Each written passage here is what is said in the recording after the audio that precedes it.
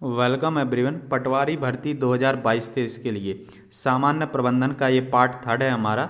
इस पार्ट में हम कुल 25 प्रश्न सामान्य प्रबंधन के रहेंगे। जो सारे के सारे प्रश्न ओल्ड क्वेश्चन पेपर जो आपका पीवी का हुआ था उसी से हमने सामान्य प्रबंधन के सारे प्रश्न लिए हुए हैं। तो चलिए इस वीडियो को हम स्टार्ट करते हैं, जो आने वाले पटवारी भर्ती के लिए आपके लिए काफ़ी हेल्पफुल और महत्वपूर्ण रहेगा। हमारा पहला प्रश्न है, शॉप फ्लोर कार्यकर्ता निम्नलिखित में से किसके साथ जुड़े रहते हैं? शीर्ष प्रबंधन, मध्य स्तर, निम्न स्तर, दल नेता। तो जो शॉप फ्लोर कार्यकर्ता होते हैं आपके वह जुड़े होते हैं निम्न स्तर से। ऑप्शन नंबर सी आपका राइट हो जाएगा। अगला क्वेश्चन देखते हैं।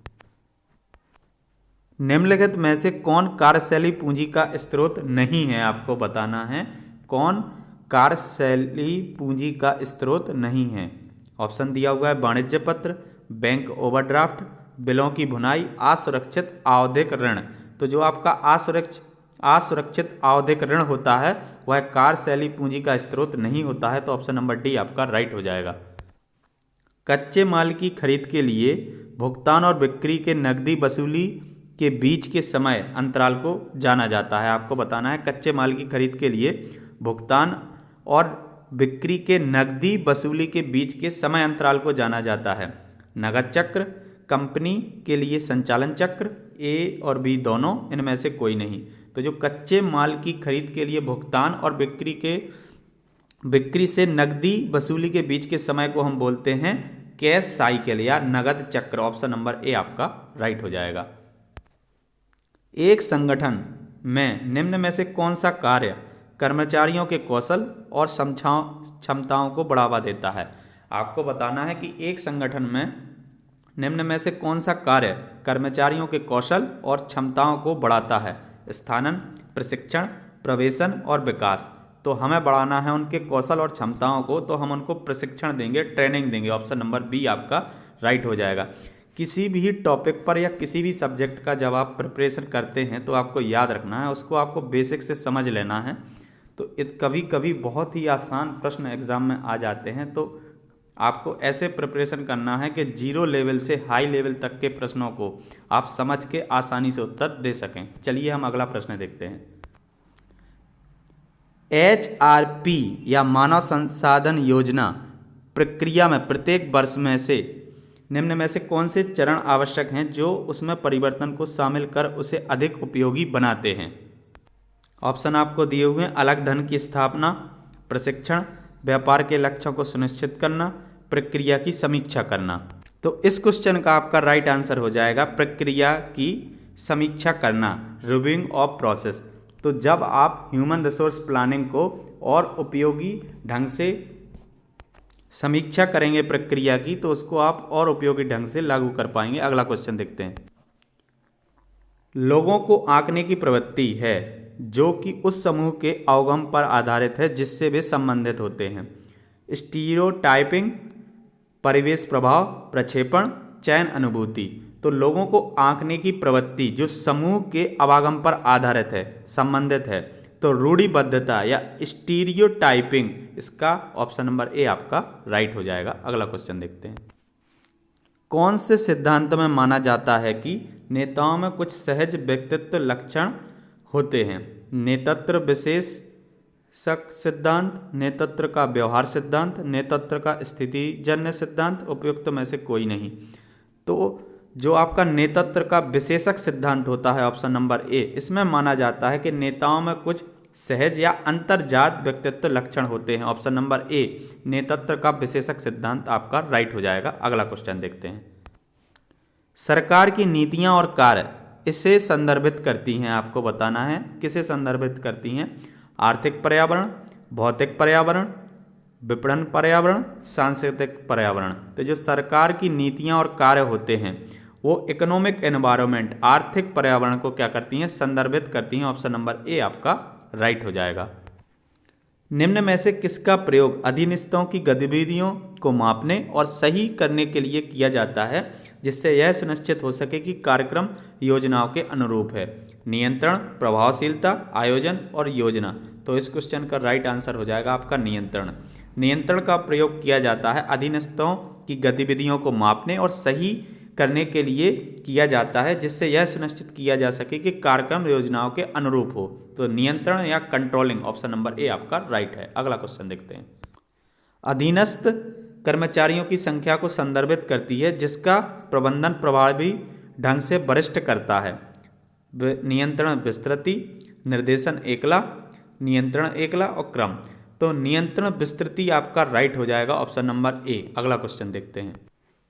एक मशीनरी की खरीदारी इसका उदाहरण है। आपको यहाँ पे इस टर्म को अच्छे से पढ़ना है। एक मशीनरी की खरीदारी इसका उदाहरण है। राजस्व व्यय, पूंजी व्यय, चालू व्यय, उपयुक्त में से कोई नहीं। तो एक मशीन की खरीदारी आपका कैपिटल एक्सपेंडिचर या पूंजी व्यय हो जाएगा, ऑप्शन नंबर बी आपका राइट हो जाएगा। अगला क्वेश्चन देखते हैं।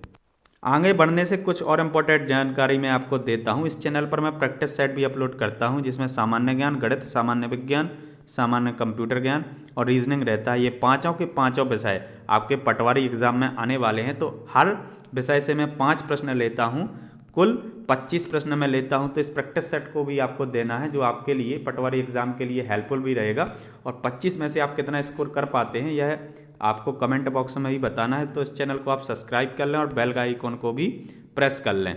और साथ ही साथ मैथ और रीजनिंग के बेसिक लेवल से मैं वीडियो भी बनाता हूं हर टॉपिक का, तो वह भी आप दे सकते हैं।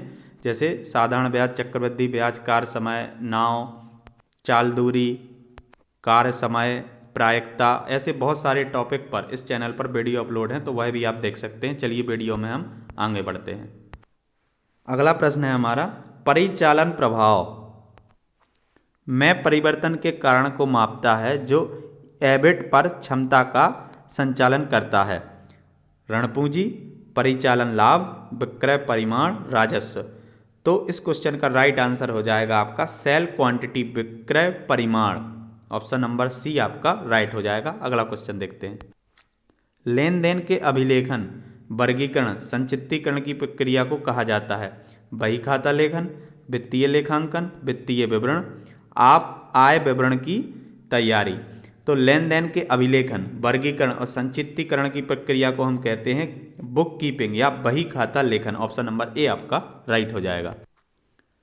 एक वित्तीय विवरण में पैसे छोड़ना फिर आंकड़ों का निकटन करना डॉट डॉट पर आधारित होता है। एक वित्तीय विवरण में पैसे छोड़ना फिर आंकड़ों का निकटन करना पर आधारित होता है। आपको बताना है मादा अवधारणा, द्वंद्व अवधारणा, बोध अवधारणा और लागत अवधारणा। तो इस क्वेश्चन का राइट आंसर हो जाएगा आपका मादा अवधारणा, materiality concept, option number A right हो जाएगा। निम्नलिखित में से कौन सी घटना का पूर्वानुमान एचआरपी की सहायता से लगाया जा सकता है। संगठन के कार्य, कार्य का विवरण, क्षयण की दर, लक्ष्य को तय करना। तो जो आपका HRP होता है, ह्यूमन रिसोर्स प्लानिंग, उसके द्वारा हम क्षयण दर या इरिटेशन रेट क्या कर सकते हैं, इसका पूर्वानुमान लगा सकते हैं। ऑप्शन नंबर सी आपका राइट हो जाएगा। अगला क्वेश्चन देखते हैं। रोकड़ बही के अनुसार बैंक ओवरड्राफ्ट एक है डेबिट शेष, जमा शेष, नकदी शेष, अनुकूल शेष। तो जो रोकड़ बही के अनुसार बैंक ओवरड्राफ्ट है आपका, वह है आपका क्रेडिट बैलेंस या जमा शेष, ऑप्शन नंबर बी आपका राइट हो जाएगा। अगला क्वेश्चन देखते हैं। नीचे दिए गए लोगों में से कौन लोग व्यक्तिनिष्ठता, विचारों की भीतरी दुनिया, भावनाओं और विचारों पर केंद्रित होते हैं। तो वह होते हैं आपके इन्वर्टर्स या अंतर्मुखी। नीचे दिए गए लोगों में से कौन व्यक्तिनिष्ठता, विचारों की भीतरी दुनिया और भावनाओं एवं विचारों पर केंद्रित होते हैं। तो वह होते हैं आपके अंतर्मुखी, आपको याद रखना है। अगला क्वेश्चन देखते हैं। इनमें से कौन सा कौशल दुकान के भूमिगत तल स्तर पर एक कार्यकर्ता के लिए अधिक महत्वपूर्ण है। वैचारिक कौशल, मानव कौशल, डिजाइन कौशल और तकनीकी कौशल। तो यहाँ पर पूछा गया है भूमि तल स्तर पर, तो उसके लिए राइट आंसर हो जाएगा आपका तकनीकी कौशल, टेक्निकल स्किल, आपके लिए राइट हो जाएगा ऑप्शन नंबर डी। सामान्य स्टॉक के शेयर का बाजार मूल्य द्वारा निर्धारित किया जाता है। प्रतिष्ठान के निदेशक मंडल, शेयर बाजार जिस पर शेयर सूचीबद्ध है, कंपनी के अध्यक्ष, शेयर खरीदने वाले और बेचने वाले। तो सामान्य स्टॉक के शेयर का बाजार मूल्य शेयर खरीदने और बेचने वाले व्यक्तियों पर निर्धारित किया जाता है। ऑप्शन नंबर डी आपका राइट हो जाएगा। अगला क्वेश्चन देखते हैं। एक ब्रांड का मौखिक हिस्सा वह भाग जिसे बोला या लिखा जा सकता है के नाम से जाना जाता है। प्रश्न को आपको हमेशा ध्यान से पढ़ना है। बोला गया है ब्रांड का मौखिक हिस्सा जिसे लिखा बोला जा सकता है उसे जाना जाता है, तो वो हो जाएगा आपका brand name. Option number A आपका राइट हो जाएगा। अगला क्वेश्चन देखते हैं। महत्वपूर्ण अनावर्ती लक्ष्यों को पूरा करने के लिए गतिविधियों के एक जटिल सेट का समायोजन करता है। कार्यक्रमों, बजट, प्रक्रम और नियम। तो इस क्वेश्चन का राइट हो जाएगा आपका आंसर कार्यक्रमों। कार्यक्रम जो होते हैं आपके महत्वपूर्ण अनावर्ती लक्ष्यों को पूरा करने के लिए गतिविधियों के एक जटिल सेट का समायोजन है। प्रोग्राम ऑप्शन नंबर ए आपका राइट हो जाएगा। अगला क्वेश्चन देखते हैं। लाभ विविध लेनदार, विविध देनदार और इनके समान रूप के माध्यम से मापित किए जाते हैं। वित्तीय नियंत्रण प्रणाली, सूची नियंत्रण प्रणाली, बजटीय नियंत्रण प्रणाली और गुणवत्ता नियंत्रण प्रणाली। तो इस क्वेश्चन का राइट आंसर हो जाएगा आपका वित्तीय नियंत्रण प्रणाली। Option number A. वातावरण के रूपांकन और रखरखाव की प्रक्रिया जिसमें समूहों में कार्य कर रहे व्यक्ति कुशलतापूर्वक संसाधनों का प्रयोग कर रहे होते हैं कहलाता है बेहतर कार्य संबंध, प्रबंधन, व्यक्तिगत प्रणाली, रखरखाव। तो इसको आप बोलेंगे मैनेजमेंट या प्रबंधन। ऑप्शन नंबर बी आपका राइट हो जाएगा। लेखांकन में की वजह से मालिक द्वारा निवेश की गई पूंजी को बैलेंस शीट में एक देनदारी के रूप में दिखाया गया है। ऑप्शन दिए हुए हैं पृथक सत्व अवधारणा, सुनाम प्रतिष्ठान अवधारणा, लागत अवधारणा, मुद्रा मापन अवधारणा। तो इस क्वेश्चन का राइट आंसर हो जाएगा आपका सेपरेट एंटिटी कॉन्सेप्ट, यानी कि पृथक सत्व अवधारणा। जो मालिक होता है उसके द्वारा देनदारी के रूप में बैलेंस शीट में दिखाया जाता है separate entity concept. Option number D right हो जाएगा आपका। यहाँ पर 25 के 25 प्रश्न जनरल मैनेजमेंट के समाप्त होते हैं। आपको बताना है यह वीडियो आपको कैसा लगा, और साथ ही साथ वीडियो पसंद आया हो तो वीडियो को लाइक शेयर करना है, आपको सब्सक्राइब करना है, और यदि आपको किसी प्रश्न से रिलेटेड कोई डाउट है तो आपको कमेंट बॉक्स में बताना है।